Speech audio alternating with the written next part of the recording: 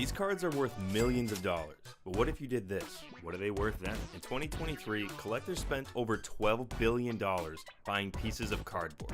There's a bigger reason why people are willing to buy these things, and it's not just about profit or showing off on social media. Trading cards are worth so much more, and I wanted to look at a few collectors to come to a conclusion on what trading cards are actually worth. Hello, and here we go. Let's start at the top with Post Malone. I'm not going to break down his music, his dancing, or his YouTube career. To me, the most compelling part is that Post Malone spends an ungodly amount of money buying Magic the Gathering cards. Most irresponsible use of my money I've ever experienced. I bought a $2 million Magic the Gathering card.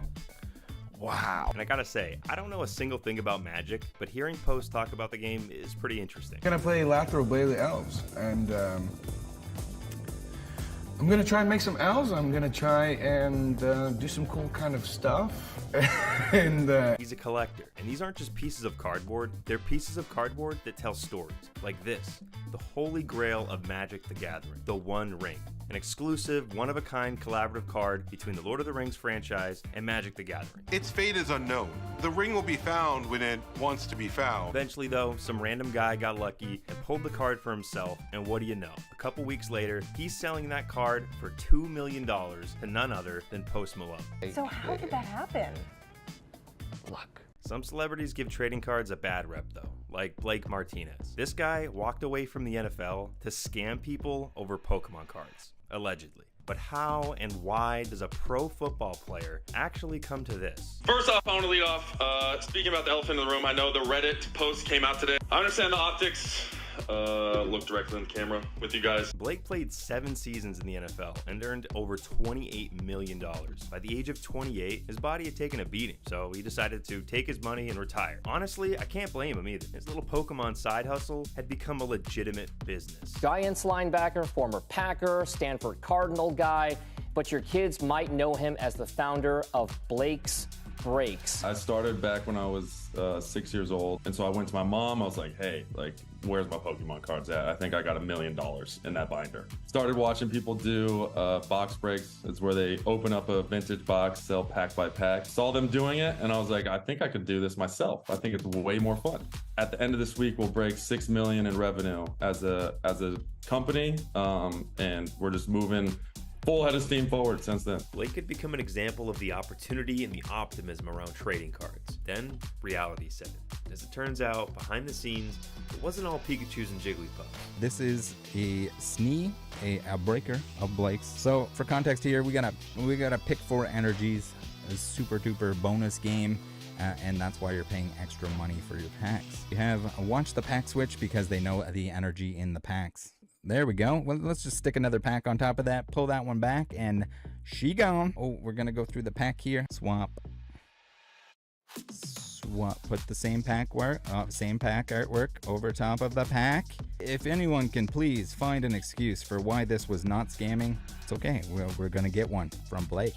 And at first, Blake did respond. Seemed like he was going to try and work on making things right. I understand the optics. But ultimately, he got banned off Whatnot, and NFL Network reported that the 29-year-old is attempting an NFL comeback and even worked out for the winless Panthers on Wednesday. Yeah, you can't script that kind of stupid, unless you're Logan Paul. Because trading cards have driven Logan insane. On one hand, Logan was flat out one of the first A-list YouTubers and social media personalities to really put an emphasis on the storytelling and content side of trading cards. And that's because he's Logan Paul. He's all about putting time, money, and resources into capturing and creating spectacles. If trading cards are a treasure, Logan is a dragon, trying to hoard up as much value as he can for his own personal gain. And while that can lead to such amazing content and serve as inspiration for other collectors, Logan's game is a dangerous one to play.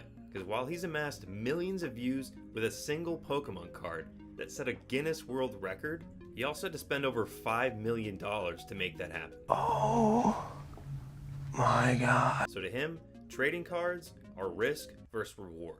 just like for Jeff Wilson, aka the sports card investor. Jeff is a character, and I mean that in an earnest way. He's upfront about his channel being focused on the investment side of the trading card hobby, and with his team of fellow card nerds at his side, combined with his card data tool called Market Movers, he's creating hold on, I realize that this sounds like an ad. I promise you it's not. I'm not getting paid. Anyway, what was I saying? Sports Card Investor is making content that's helping the average collector, the average investor, in a way that's sustainable and makes sense for them. The unique thing about Sports Card Investor is that it's not just one person. It's not just Jeff. It's a whole team, an entire community. And through their content, we not only get to learn about the meta game within trading cards, we also get to engage with different personalities, actual people. And recently, these guys announced they were building their very own card shop to further prove that to some people, trading cards can not only be a passion, but they can be legitimate businesses that seek to profit without stepping on toes. And me, I'm somewhere in the middle of all of it. I collect players I like to watch, cards with unique stories, and some cards that I just think might be worth a little more money down the road.